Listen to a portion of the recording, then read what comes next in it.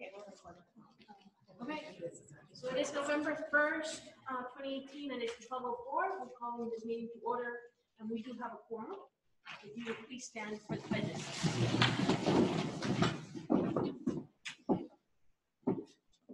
I pledge allegiance to the flag of the United States of America and to the republic for which it stands, one nation, under God, indivisible, with liberty and justice for all. Texas flag. Honor the Texas flag.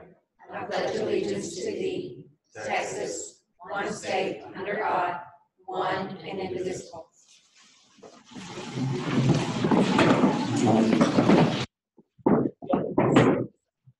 We have 4 items on the action agenda. We need to approve the previous meeting minutes from the September 13th meeting. We received those via email. Do we have any questions or comments about the September 13th minutes?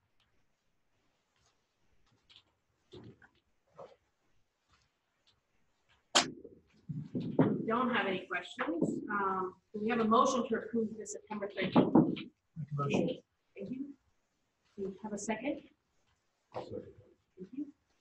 All in favor of approving the September 13th minutes, say aye. Aye. Any opposed? Thank you. The next item is the Region 7E agreement. So the agreement, this is the document that the board gives the superintendent permission to sign. As you know, that the Education Service Center, our service center is Region 7. And so there are services through Region 7 that we use, as you can see displayed here, BrainPop, RTI, in different areas and programs. DMAC is one of our bigger services that we get from the Region 7. And so our total amount that we pay to Region 7 is a little over $10,000. So this is just that the board giving me permission to sign to receive these services. Any questions? Yes. Thank you. Actually cut this back this year quite a bit because we're no longer using some of the services, professional development services, because we're a lot of the in-house. You don't have any questions? Do we have a motion to approve the Region 7 agreement? I'll make that motion. Do we have a second? Thank you. All in favor, please say aye. Aye. Any opposed? Thank you. Request for approval for relationships under construction high school program curriculum. So Nurse Mackey couldn't be here, but if you recall in the last meeting, the board asked to have the curriculum to review the grades for 9 through 12 through the relationships under construction before approving it. So we did get copies of that and provided it to the board here. And as you can see, the different lessons that give you kind of somewhat of an overview. Just to remind the board, parents will have the option to opt out if their child participating in this learning. There will be specific forms that go out.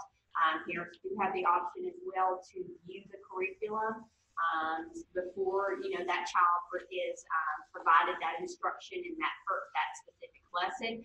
And also another benefit of going through this program is that it does not put the responsibility on the teacher. Because I know as a teacher, sometimes it's, we get comfortable talking with kids and we kind of stray from the curriculum, and sometimes those situations, especially when you're talking about topics of this nature, can lead to problems. So I think it's great that they have someone that is trained to be able to come to the campuses, provide the instruction to the students, instead of us having to depend on teachers. Does the teacher stay in the classroom while this person, I wasn't here at the last meeting, so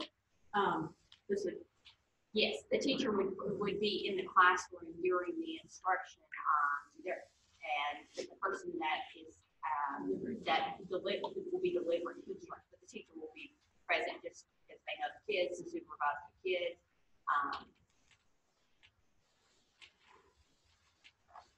Any other questions? All good. inadequate information. Sometimes parents don't even want to have these conversations with their children.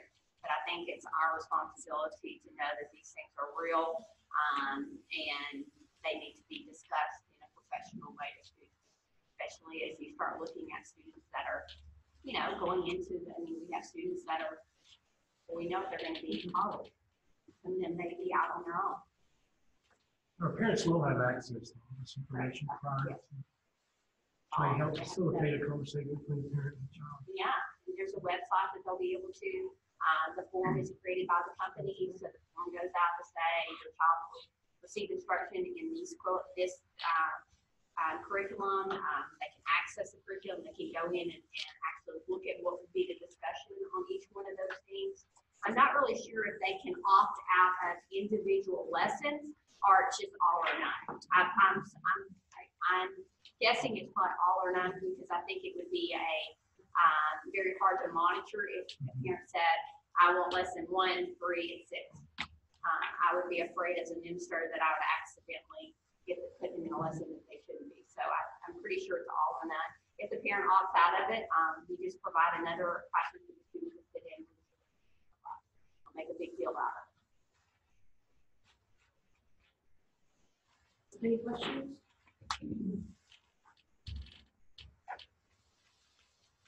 No other questions. Do we have a motion to approve the relationship under construction curriculum? Make that motion. Do we have a second? All in favor, please say aye. Aye. Any opposed? Thank you. The next item is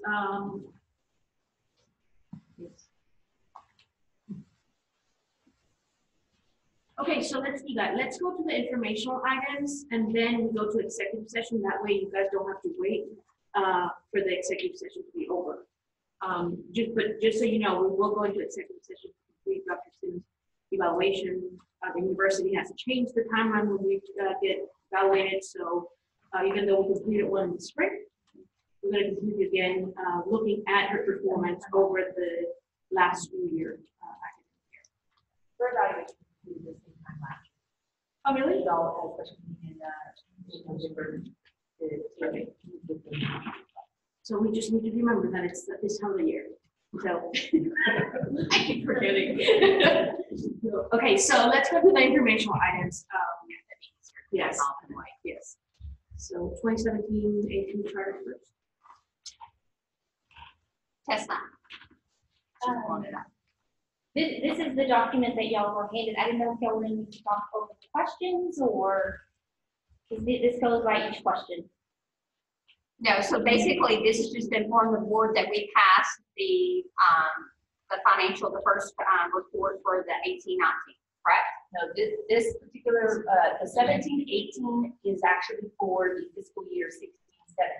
If you recall, there was that stipulation of they were trying to decide how to do with university charters and how to change our first rating. So we actually went really a full 2 years without getting a rating. So for our An fiscal year, overall rating. for a first rating Yes. period. So back in for the 15-16 data that was audited in 16-17, we normally would have received our charter rating in first rating in 16-17 or in 17-18 for 16-17 for the 15-16 semester. But they did not give it to us because they were reevaluating how we would be scored. So they basically just picked us. And so all university charters did not get a rating that particular year. And so we kept asking, when will it be released? When will it be released? Well, then in the meantime, the next cycle came around and the next audit was completed. And so we were still waiting. So that one has been released. And as a result, the first one that they skipped, they didn't even really release it. They just published it on the website and just they did them on the same day at the same time. And so that's why now we finally have the data for those 2 years that we've been waiting on. So for the fiscal year budget, 15-16, the 16-17 rating was published kind of behind the scenes. You can see that's this one here. This is what they just posted it on the website and kind of didn't really even say that it was there. I had to call to confirm that we didn't have to meet the public notice requirements and everything because it was really 2 years old. They said, no, we do not have to do that because of the fact the way they released it. So you can see we passed everything. We did not fail any of the indicators there. So we got a superior, basically, rating on that. So then now the one that we would be rating for this year was the fiscal year budget, 16-17 budget for the 17-18 year was finally released as well, and you can see we passed it with flying colors as well. I don't know if you recall, but the prior one where we actually received our rating on the old scale, we basically received flying colors except for in one category.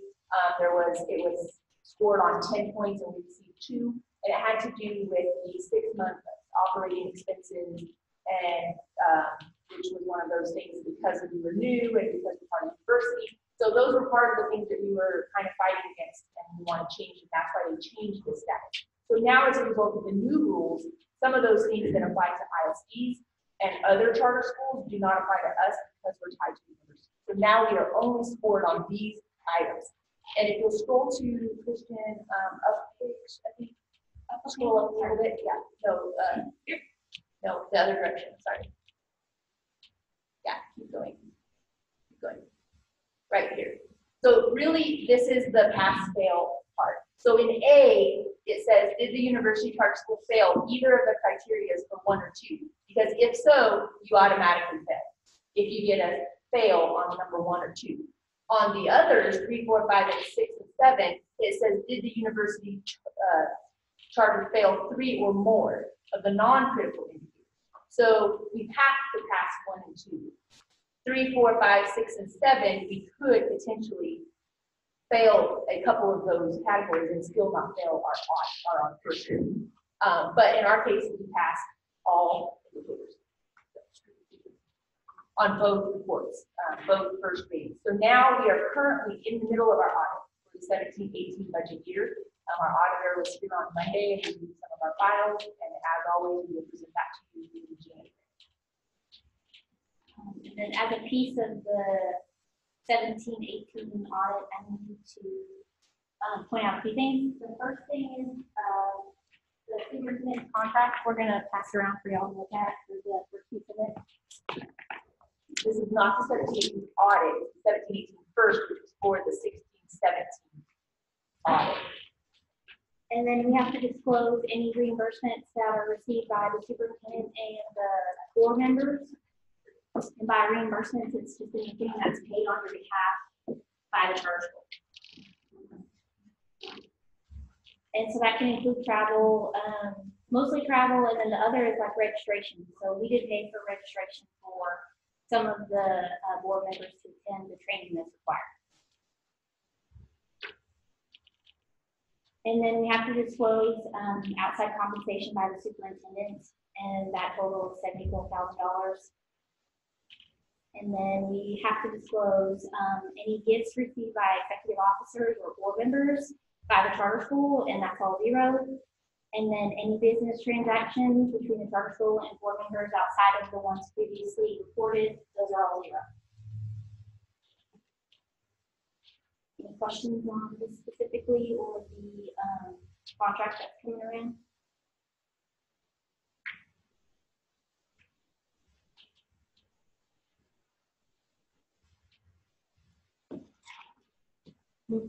So when we finish this audit that we'll present to you in January for the 17-18 year, we will get our first reading for that this time a year from now.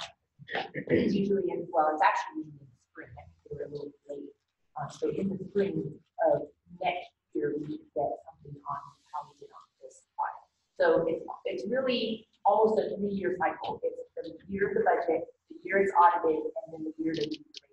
So it kind of goes across the years. Tricky to understand. Any other questions? Superintendent report? Financial update. Tessa, you asked for this to be here. Yes. As of October 22nd, we have received a little over $1 million in revenue, and we've expended about $895,000 in our expenses. And then I just wanted to point out this rollover amount down at the bottom of the page. That number is probably going to change after the audit is finalized. So the next report that you see, that number will be the set number for the year. Any questions? Any questions?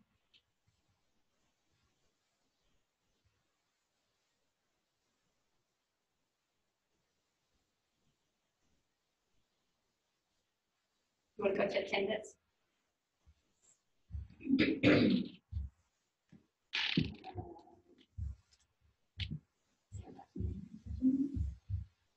Yeah, I think it's the, should have been the next. yeah, she's going the other direction. I thought I can pull that up for you. Okay.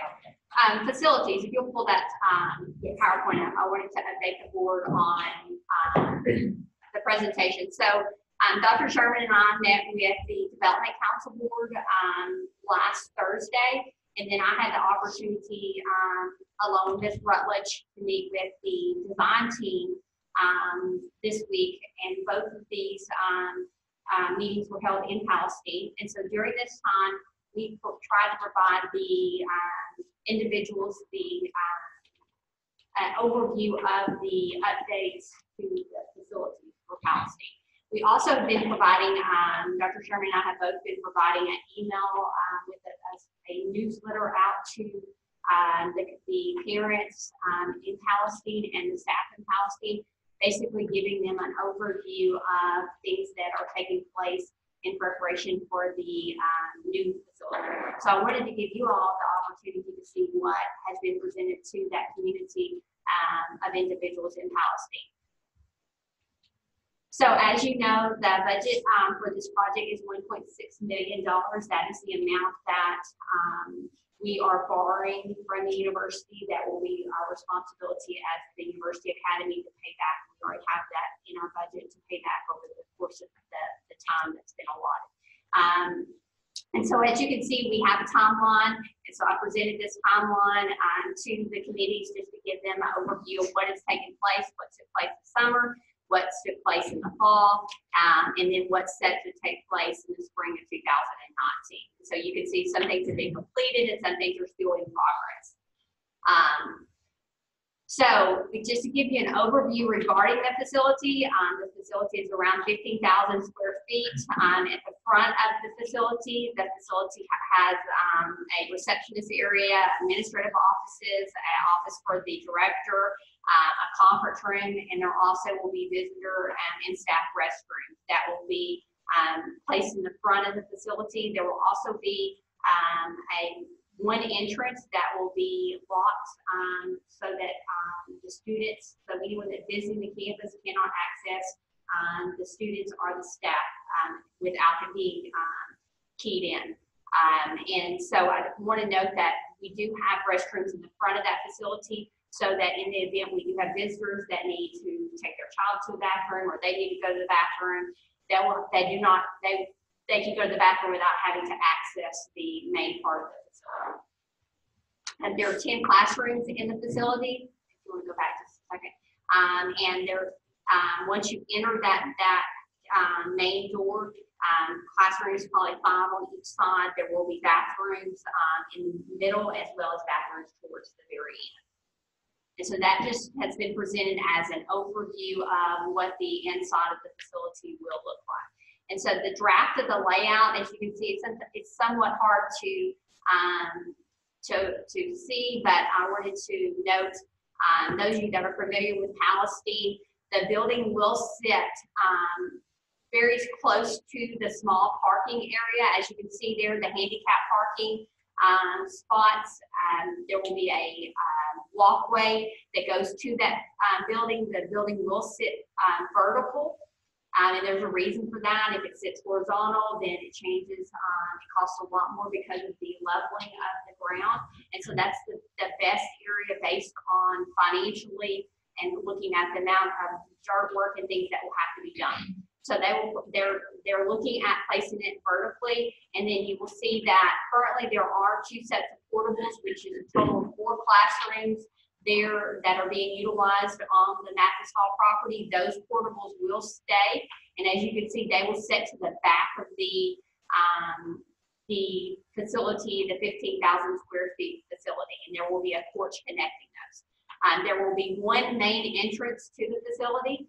And so you can see there, there will be a walkway in front of the handicap parking. The students then will walk to the front of the facility, and that will be the main entrance to the facility, 1 entrance. But there will also will be exits to the facility to meet fire codes, such as windows in the classroom. There will be an exit at the very end of the facility that students can enter into from those 2 portable areas. It will be a covered exit, but will be a keyless entrance where students or staff will have a card or a code to get in that entrance. The property will be fenced, so there will be a fence that runs along the back of those portables that connects to the main side there, all the way to around to the front, connecting the main front, just to secure the property.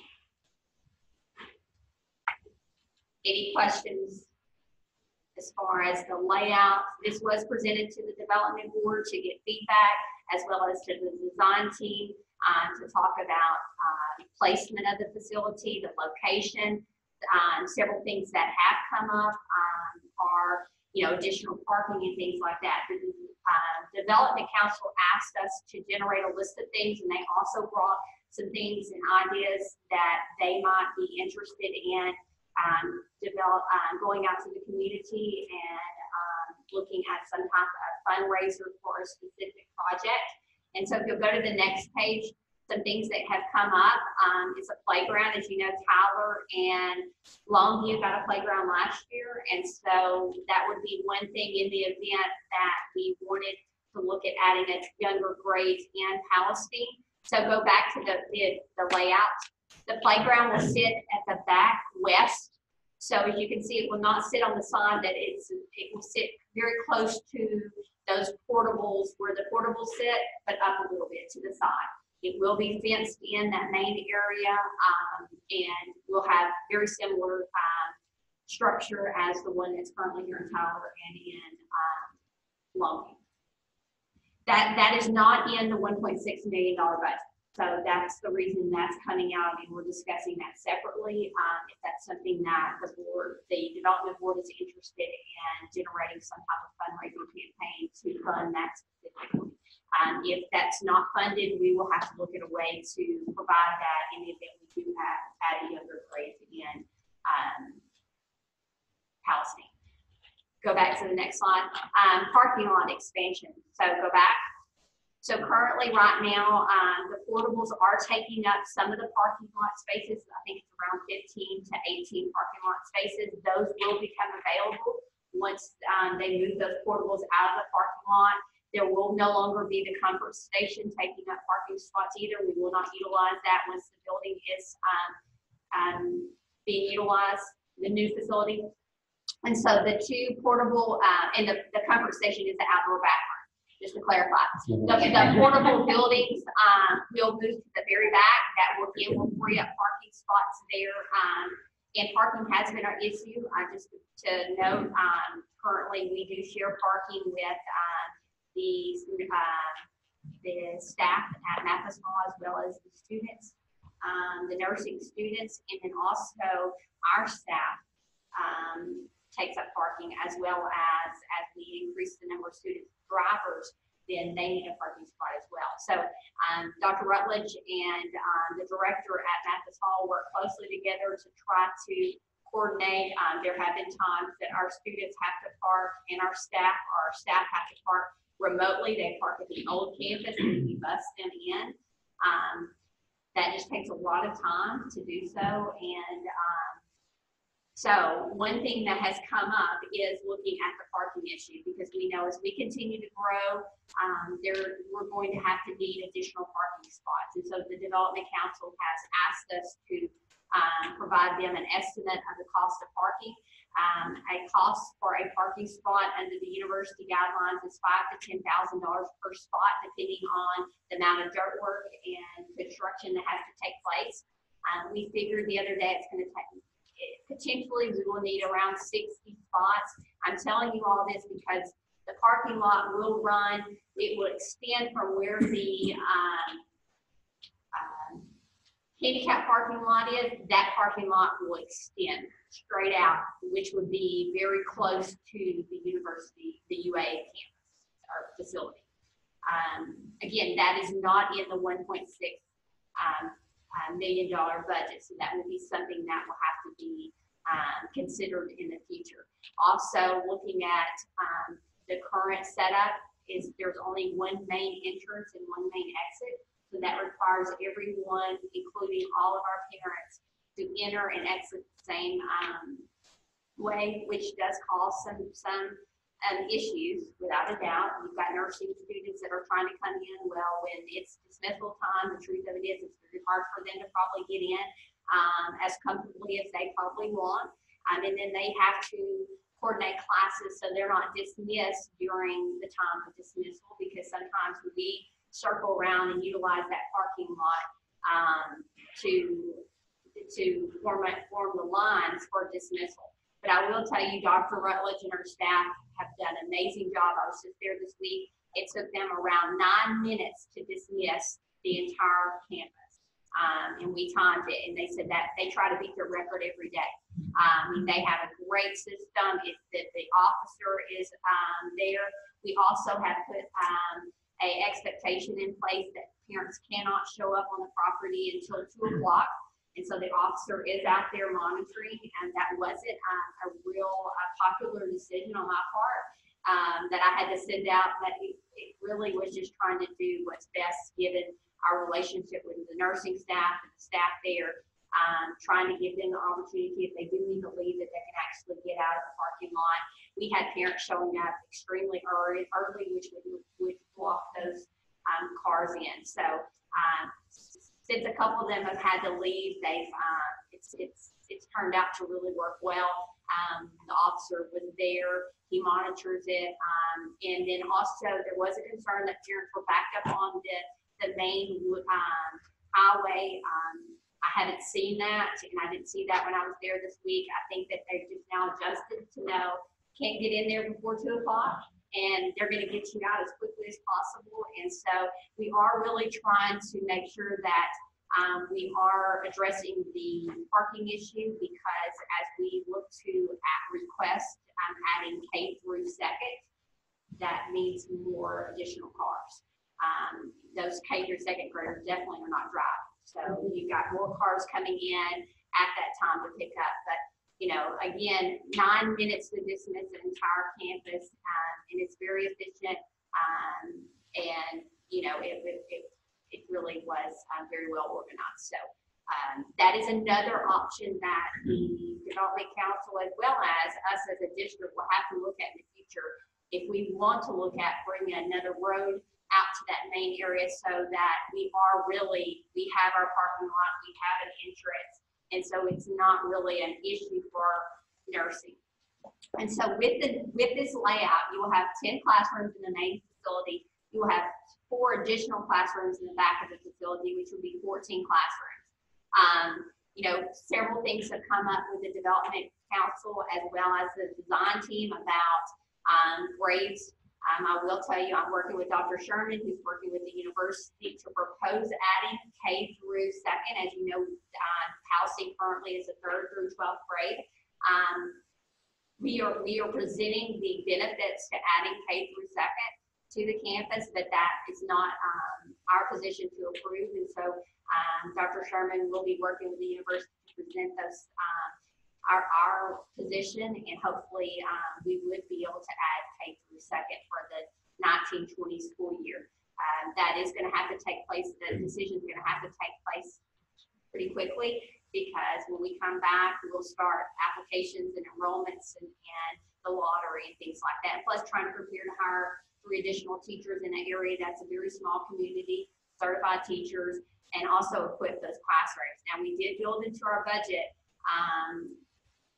money to equip those classrooms, because when you start out and you have an empty K-1-2 classroom, you're going to have to equip it with material for those students. So that's all things that we have discussed as well. One thing that has come up is, will our students utilize the Mathis Hall facility? And in the draft that we're looking at to present to the university, it would allow for 2 classrooms in Mathis Hall to be used by to serve dual credit students only. So the student has to be enrolled in dual credit, and the instruction of that course has to be a dual credit course for the student to be served in the Mathis Hall facility. Again, those are all things that have been presented. I just want to clarify. I'm not saying that our students will be served in Mathis Hall. That is what's being proposed, and that is 2 classrooms, and also the K through 2nd is being proposed. One thing that the parents brought up in the design team meeting was the opportunity to utilize one of those portables for a cafeteria.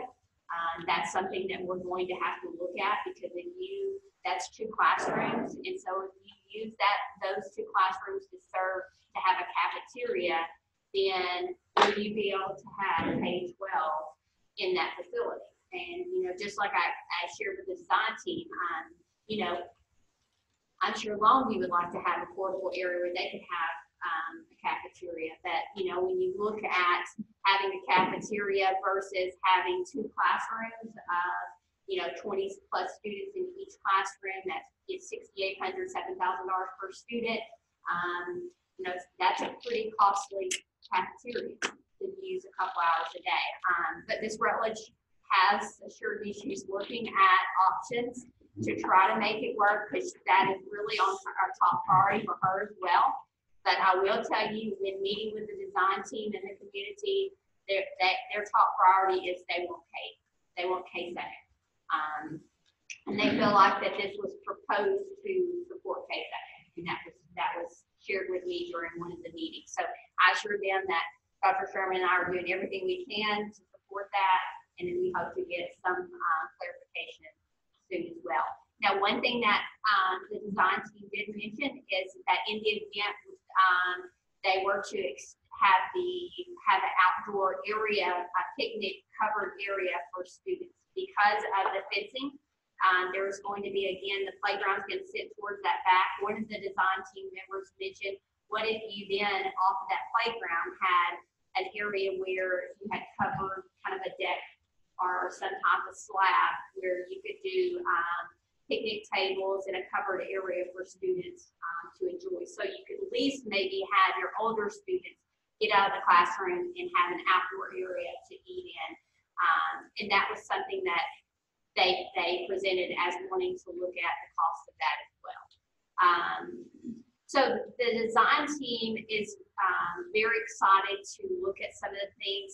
Brick facade around the front and the side is not in the $1.6 million budget, and that's another thing that came up, is looking at really dressing that facility up, adding the brick frontage, very similar to what is currently on the Longview campus, as well as the Palestine Lab facility.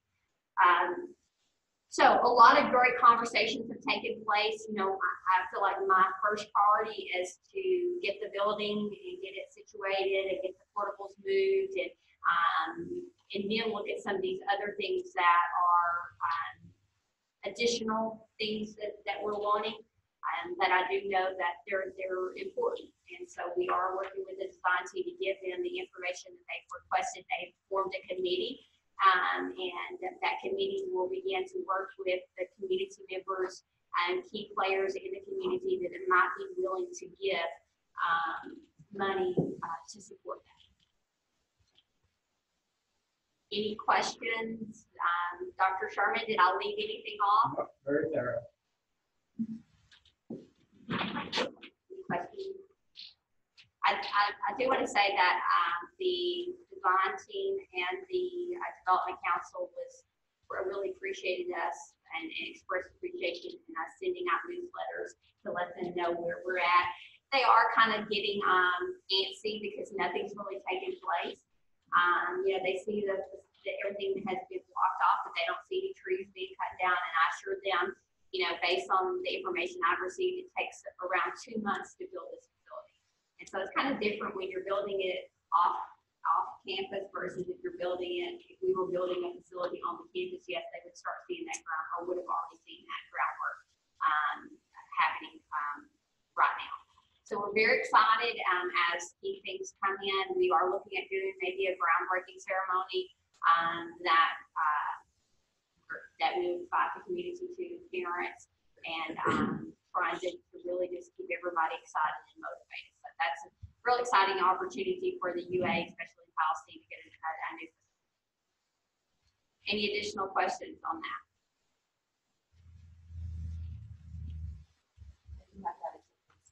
Okay. Okay, so the current enrollment is 740 district-wide. Palestine has 166, Longview has 259, and Tyler has 215. That's current as of right now today. Attendance rates, Tyler has 96.88, Longview has 97.68, Palestine has 98.08, and so district-wide that equates to 97.4.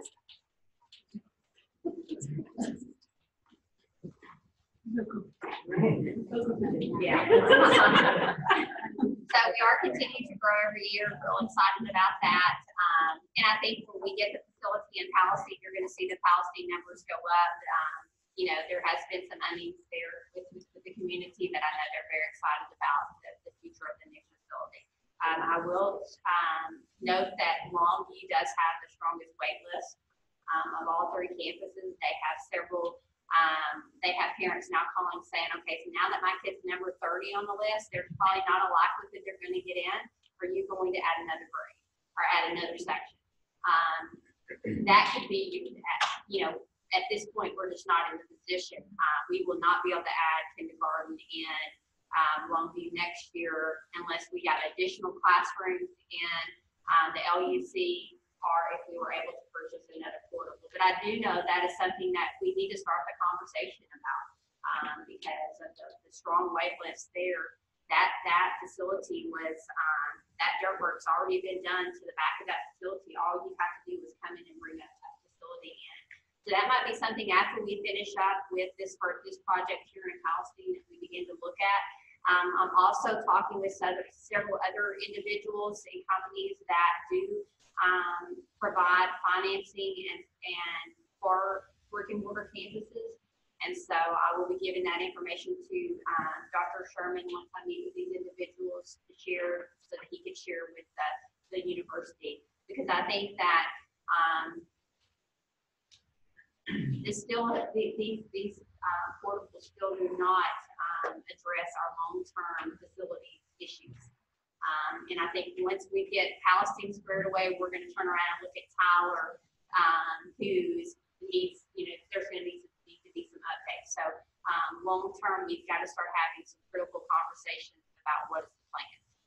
You know, we're excited to have Longview will be paid for at the end of this school year. And that's pretty good progress to say that a district is paid for that level of facility in this short period of time. And then I think it's like a 4-year payoff for Palestine, 4 or 5. It's pretty quick that we pay it off, maybe less than that. I think it's 4, right? 2022, I think is when we said that it would be paid in full.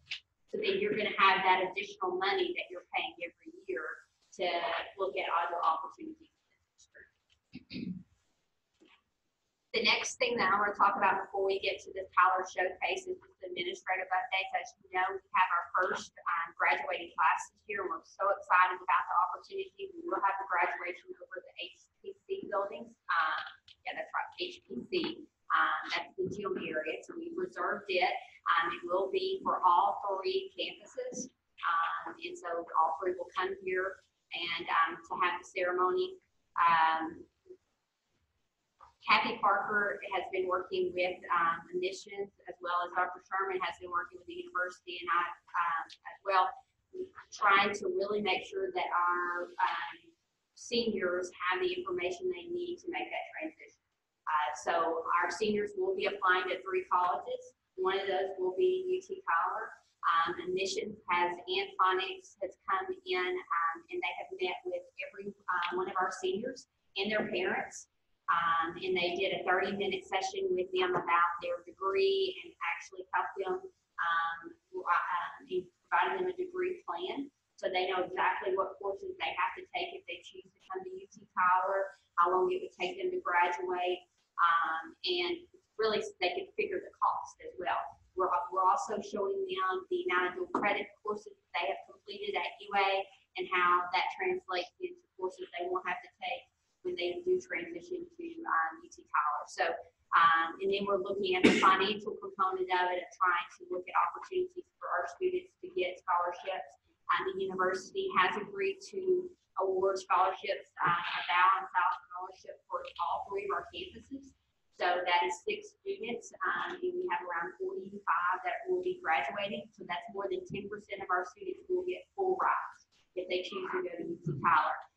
That is a nice benefit as well. When a valedictorian ride is a full scholarship all 4 years, it does include everything from meals to housing. So it's a really nice piece. So if you look at the number of students that we have, for example, I think y'all have 18, right? 2 of those students will get a full ride to Tyler, and that's a pretty nice benefit. But we're excited. We do have several students that we are tracking. We're tracking every one of them to look at what degree they're seeking, what grade colleges they're applying to, and then also looking at the scholarships that they're receiving. And so trying to keep up with that. And this is our first year, so we've had some hiccups along the way. But Ms. Parker has been working closely with admissions, and Dr. Sherman was the one that had us put in place the opportunity for the financial admissions to come over and meet with our parents on the campuses face to face. And so we're excited about that. So it's a real exciting time for these students and the benefits that we're looking at providing them. But I will say that we have several students that have applied for Ross, and I think we have a couple that applied to A&M, and I think even some have already been accepted to those universities. So, we're not saying they have to go to UT Tyler. That would never be the expectation. Yes, we're promoting UT Tyler, but we're also excited and for our students that have the opportunity to go to some of the higher universities on more of these schools. Any questions about the progress we're making with our seniors?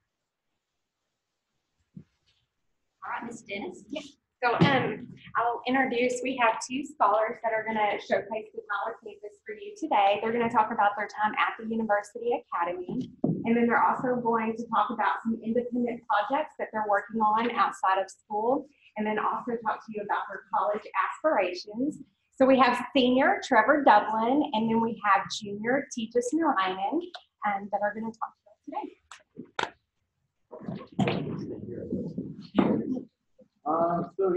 So I guess we'll just start with kind of what we're doing right now through our high school classes. So pretty much right now we're just working through dual credit, or at least I am keeping up with classes because it's great. For me, I have pretty much what you did last year, except I think I'm taking British literature with you and math, of course. Classes are difficult, kind of, but I'm making it through.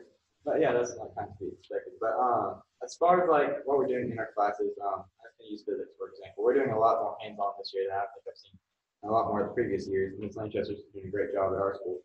But it's definitely one of the more enjoyable classes. Like right now, we just finished up a catapult PBL, learning about shooting lost motion. And so to do that, we had to build the catapult to demonstrate how the lost motions affect flying objects. So we just finished that one. It went pretty well. We had a competition between the different groups to see who's the furthest. And while we had to make it in a very small size constraint, and it was about 18 by 18, yeah, 18 inches. And we were having, I think ours shot 74 feet I shot like 4, but yeah. Before the competition, we did great. We're getting like 40, 50 feet consistently. But our main pivot, we had steel rod as our main pivot, but we were putting easily 200 pounds of force down on our catapult because the way I built it. But the steel pin for the pivot actually broke, so we had to redesign that pretty quick. So we didn't get that. Yeah, we didn't get that far. But yeah, that went great. And now we're moving on to satellite PBL. So we'll be Calculating orbits and trajectories. And it's a lot of fun, I think. Yeah, I don't know, really, we haven't got any entry document on that as so far, but that's just kind of what we're doing in physics. And engineering is also going pretty well. We're doing a lot of cool projects in that, like we're about to start up hydrogen fuel cells. That'll be a cool one. Something I'm excited for.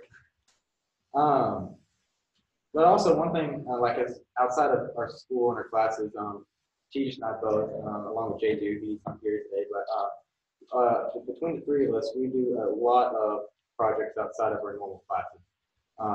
It's given us the opportunity to go to a lot of places to talk about what we do here at UA. And yeah, like Samsung one, Miss Lanchester just brought it up to us. Just yesterday. Yeah. So the project itself is pretty simple. We just have to make up an idea for a science project, and we submit that idea, and depending on how Samsung sees it, they'll give us funding, I think, to pursue that project. So we came up with a pretty neat idea that involves a coolant system that we keep underneath asphalt that would hopefully somehow generate some geothermal energy via the solar rays hitting the asphalt and heating it up. Yeah, I mean, if y'all are familiar with geothermal, basically it's just using the heat generated from the earth. But in this case, not really the heat's not being generated from the earth, it's still being transmitted like from solar rays. Basically, like when you go outside on concrete and asphalt, it's really hot, especially here in Texas. We're going to use that heat to hopefully transfer that heat through the concrete into electricity to power. Like we had, what were some ideas? Lights, right? Electric cars, chargers. Like I've seen the Tesla chargers. Like if we have a battery bank, have a few of these setups, we could have a battery bank to hopefully do something like that. Yeah, just some cool ideas like that for the Lanchester. Yeah, we had a write a proposal. It went pretty well. We got it done within a day. 4 hours, Yeah. But yeah, like that's just this year though. Like through like past 2 years, Yush and I, we've been working closely on a automated watering gardening system. And I mean, we've been able to take that to like Nature Fair. We've submitted it to a few actual like science fairs or for the next coming year. So we'll see how that goes. But we've had a lot of positive feedback from the community through that. I think like what's really great about the system itself is that we're running it off of Arduinos, and what's really neat is that in Mr. Goat's class, he's teaching about that right now. So it's kind of great to see how we can pull what we're learning from one of our classes into doing something in our own time. And, I think that's kind of been helpful for, at least for me, Yeah. to understand the entire project. It's been definitely a fun one. We've been working on it for 3 years on and off, I guess, depending on how school goes. But yeah, so what it does is it just, instead of like overwatering your plants, which is the most common cause of a plant, like killing all your plants in your garden, we were going to eliminate the guesswork out of gardening. So we were going to make it where it actually reads how much, we did actually make it read how much moisture is in the soil. And then depending on whatever the type of plant it was, whatever you had set to, the time of day, season, year, it would water accordingly. So I mean, it was really fun for us. And we actually are still, right now we're developing a prototype board. Like we're taking away from prototyping and trying to build like a professional board for it. So we're kind of working on it now. So hopefully that by this time we'll have something. We've been able to submit that into at least a couple of competitions. I know Ice Week is happening next month. That was fun. So, yeah, and then like as far as PLTW though, y'all know PLTW is a huge focus at our school. With Mr. Vogt, we've been able to go to a lot of the PLTW regional conferences and present there just some stuff like J2 and I were working on with VR learning. So what essentially our idea behind that was, you all know kids are, especially nowadays, they focus more on video games, electronics, and that kind of stuff. And they just gravitate towards that. So why can't we bring that to like more of go away from the traditional school system kind of, and bring in more of an interactive, hands-on kind of like what our school's doing, but more in a virtual type setting, just to see what would happen. So we actually did build the system. We created a whole school campus, classes, building, everything via CAD. So Miss Mabry taught that, Boat taught that, Wilson taught that for a while. We CAD modeled an entire school building, campus, and we put that in virtual reality, and we had it to where multiple users could log on and join a big, basically like a big party kind of. There's a group of people just going on to the main server. And then what would happen there is you could then talk to your fellow students, and the teacher could teach a class. You could actually interact with stuff inside of the buildings, like you pick up paper, or you could we made it to where the teacher didn't have to know any like coding or anything to like make assignments and stuff. There's like a back-end portal that that's what my job was. I was to do back-end work. So you could submit, and then like you would on Haiku, the teacher would submit their assignments and show up in a virtual reality environment. And students could turn it in there, they could interact with teachers there. And Priya mentioned it's not just like an online website. It was a website, but 3D. So it just brought a really interactive way for students. And we actually tested it. It was one of Mr. Voigt's projects that he wanted to do, I think for his master's, but we actually tested it with some of the younger grades, I think second and third grade for a bit. And from what we could tell from our like basic tests and what their results were coming out, they actually did pay attention a lot more to the video game type experience along with the teacher interaction. So I mean that's pretty cool that we made it that far. It's an impressive project. I mean, you guys have been working on that for 2 Yeah, years. 2 to 3 years. Actually, no, since my freshman, so it was pretty cool. So two amazing scholars, and wanted to give them an opportunity just to talk about their projects and experience at the UA. What would you tell someone about the University Academy? I'd say it's a great school. I love getting out at 12:15 every day. Other than that. Yeah, no, I've been to a lot of different schools and school systems. I've been all of them except private. But by far, this is the best school I've been to. Just like the PBL learning, hands-on learning, STEM especially. I love STEM. And all the teachers and staff and stuff are just amazing here. I always want to push you further and see how far you can go. That's how I've had the ability, and teachers and all my other classmates have had the ability and opportunities to go as far as that we have. I think probably like the biggest thing I'm taking away from the school is just some skills like presentation skills, like what we're right now doing. Like I think just taking that away from the school, like that's probably been the biggest thing that this school taught me. From doing so many PBLs, just being able to confidently speak out whenever I'd like to. I think that's been the most important thing for me. That and just learning about STEM really helped me set up what I want to do for the future. And so I now know that I want to go into engineering, specifically chemical. And because of that, I've been able to look towards the future. This Monday, I'm going to go to Rice University on a tour there. And it's nice to know that I was able to anticipate what I wanted to do this early. 11th grade's not too early, but No, it's on time. But yeah, does the board have any questions for the students? Cool. Thank you so much. Yeah, thank y'all for your great. Enjoyed it.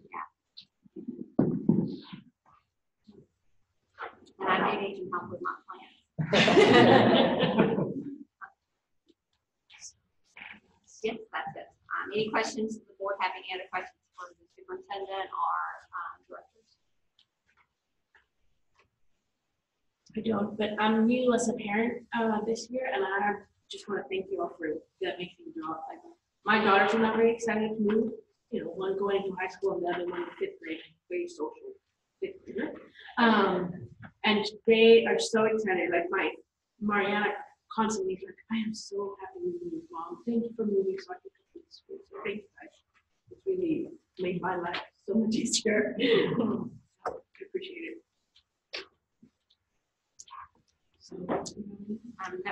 we'll go to executive session this time.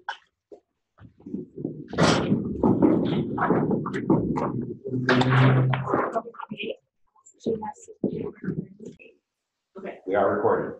Okay, so it is 1:30 p.m. This is the we've come out of executive session, and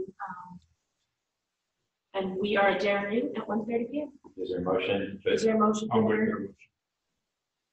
Oh, second. Thank you. Thank you. We're adjourned. We're adjourned. So So I need to tell